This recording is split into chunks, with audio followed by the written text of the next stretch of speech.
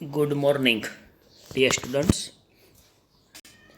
I, Prafull Rajyaguru Shri GT Sheth વિદ્યાલયની online શૈક્ષણિક ચેનલમાં આપનું હાર્દિક સ્વાગત કરું છું. વિદ્યાર્થી મિત્રો, આની પહેલાં આપણે યુનિટ 4 જોયો હતો. આજે આપણે યુનિટ 5 જોઈશું, જેનું નામ છે રાણી કી વાવ. તો આ રાણી કી વાવની અંદર જે પ્રી-ટાસ્ક છે, પ્રી-ટાસ્ક એની અંદર જુઓ વિદ્યાર્થી મિત્રો, તમને એક ચિત્ર દેખાય છે. આ ચિત્ર તમે જોશો તો શું દેખાય છે તમને? તો કે સોમનાથ ટેમ્પલ. તો સોમનાથ ટેમ્પલ બધા વિદ્યાર્થીઓએ જોયેલું હોય છે. તો એના ઉપરનો તમને એક નીચે પેરેગ્રાફ આપ્યો છે. આ પેરેગ્રાફની અંદર ખાલી જગ્યામાં આપેલી છે. ખાલી જગ્યામાં તમારે શું લખવાનું છે? તો જો બ્રેકેટ્સમાં આપેલું છે તમને: sea, curved, enchanting, majestic, Somnath, flag, pillar, peak અને રૂફ. તો આમાંથી જોઈને તમારે લખવાનું છે. પ્રી-ટાસ્ક બીની અંદર જો બીજું એક ચિત્ર આપેલું છે. આ ચિત્ર છે મોહબ્બત મકબરા, જે જૂનાગઢની અંદર આવેલું છે. તો આના ઉપરથી તમારે ટ્રુ અને ફોલ્સ ચિત્રમાંથી જોઈને તમારે કહેવાના છે. તો આ બે તમે જોયું છે, પ્રી-ટાસ્ક એ અને બી. એના ઉપરથી તમને ખ્યાલ આવ્યો હશે કે આ લેસનની અંદર આપણે શેના વિશે ચર્ચા કરવાની છે. તો વિદ્યાર્થીઓ, આ લેસનમાં શેના વિશે ચર્ચા કરવાની છે? તો કે જે આર્કિટેક્ચર હોય, જે ગુજરાતની અંદર સ્થાપના એકદમ નમૂનેદાર એવી શિલ્પકૃતિઓ હોય, એના વિશે ચર્ચા કરવાની છે. તો એમાંનું એક ચિત્ર છે રાણી કી વાવ. જો તમને વિદ્યાર્થી મિત્રો ટેક્સ્ટબુકની અંદર આ ચિત્ર આપેલું છે, રાણી કી વાવ કેવું છે એ, બરાબર. તો આજે આપણે એ જોઈશું. રાણી કી વાવ એટલે કે ધ સ્ટેપવેલ, આ એનું બીજું નામ છે.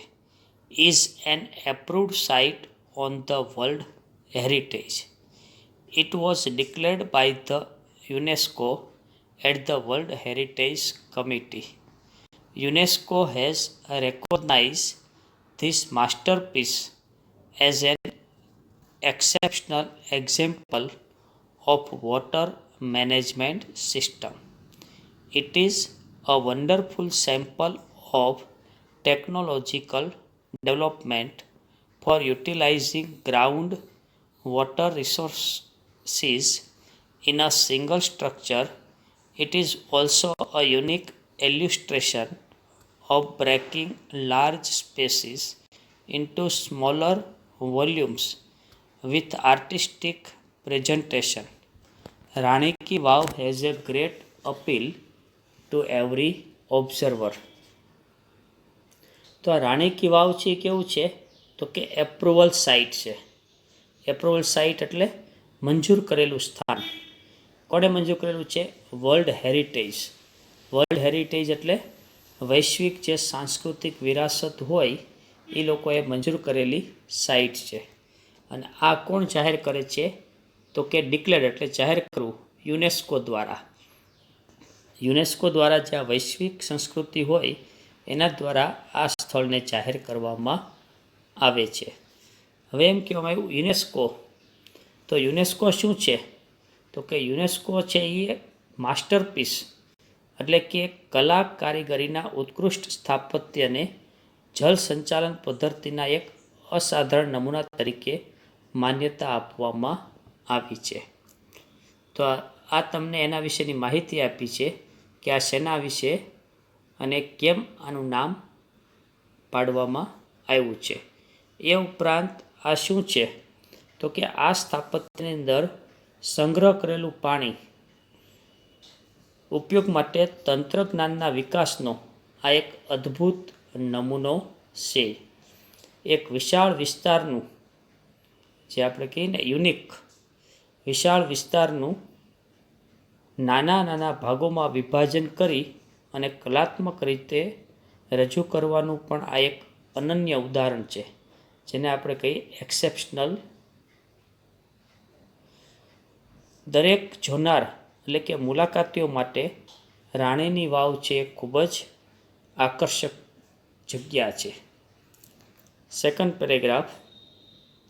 Queen Udaymati, the widow of King Bhimdev I, constructed this vow between 1022 and 1063 AD. Rani Ki Vav has become one of the most popular places to visit in Gujarat. King Bhimdev I belonged to the Solanki dynasty of Anhilwad, Patan. After his death, Udaymati took up the project for solving the problem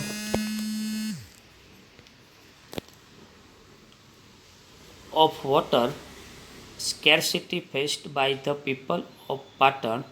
Unfortunately, the queen also died before the completion of this structure. In the world of architecture, her beautiful idea has received immense appreciation. તો આ જે વાવ છે એ રાજા Bhimdev, king Bhimdev એટલે રાજા Bhimdev one, એની પત્ની જેનું નામ છે રાણી ઉદયમતી, એણે 1022 અને 1063 એડી, એડી એટલે આપણે કહીએ ને ઈસવીસન પૂર્વે, એ દરમિયાન એણે બનાવેલી છે. એડીનું ફૂલ ફોર્મ થાય છે એરો ડોમિની, એટલે કે આપણે ગુજરાતીમાં કહેવાય ઈસવીસન પૂર્વે. તો આ રાણીની વાવ છે એ ગુજરાતની અંદર જે જોવાલાયક સ્થળો છે એમાંથી ખૂબ જ મોસ્ટ પોપ્યુલર એટલે કે સૌથી લોકપ્રિય સ્થળ છે. રાજા ભીમદેવ વન કે જેણે અણહિલવાડ એટલે કે પાટણ, હાલનું પાટણ એ વખતનું અણહિલવાડ, એના સોલંકી રાજવંશના હતા અને એમના મૃત્યુ પછી, આફ્ટર હિઝ ડેથ, તેમના મૃત્યુ પછી જે પાટણની પ્રજા હતી એના માટે પાણીની અછતની સમસ્યાનો ઉકેલ લાવવા માટે રાણી ઉદયમતીએ આ યોજના હાથ ધરી. કમનસીબે આ સ્થાપત્યની રચના એની સમાપ્તિ પહેલાં જ રાણીનું પણ અવસાન થઈ ગયું. સ્થાપત્યની દુનિયામાં તેમની આ કલ્પનાની ખૂબ જ પ્રશંસા થઈ છે. એટલે કે રાજા અને રાણી આ સ્થાપત્ય દરમિયાન બંનેનું મૃત્યુ થઈ ગયું છે અને જે આપણે આર્કિટેક્ચર કહીએ સ્થાપત્ય, એની અંદર આની ખૂબ જ પ્રશંસા થઈ છે.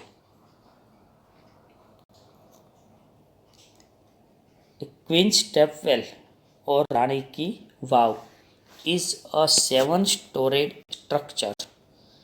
This east-facing stepwell is 64 meters long, 20 meters wide and 27 meters deep. Each sculpture, passage, pillar and pavilion in this magnificent structure has enchanting carvings. On its side walls there are around 800 sculptures. એટલે કે આ જે રાણી કી વાવ છે, stepwell અથવા તો રાણી કી વાવ, એની અંદર 7 માળ, 7 stored એટલે માળ, આ સ્થાપત્ય છે એ 7 માળનું છે અને ઈસ્ટ ફેસિંગ એટલે પૂર્વાભિમુખ, પૂર્વાભિમુખની વાવ છે એ 64 મીટર લાંબી, 20 મીટર પહોળી અને 27 મીટર ઊંડી છે. અને આ ભવ્ય સ્થાપત્ય દરેક શિલ્પકૃતિ, માર્ગ, પિલર એટલે માર્ગ અને પેવિલિયન એટલે સ્તંભ, મંડપ, ઇન ધીસ મેગ્નિફિસન્ટ સ્ટ્રક્ચર એટલે કે મંત્રમુગ્ધ કરી દે તેવી કોતરણી છે. કાર્વિંગ એટલે કે કોતરણી. તેની દિવાલો પર લગભગ 800 જેટલી શિલ્પકૃતિઓ છે. There are nearly 400 big sculptures of different gods and goddesses in the Vav at present. These numbers would have been many more in the past in its original structure.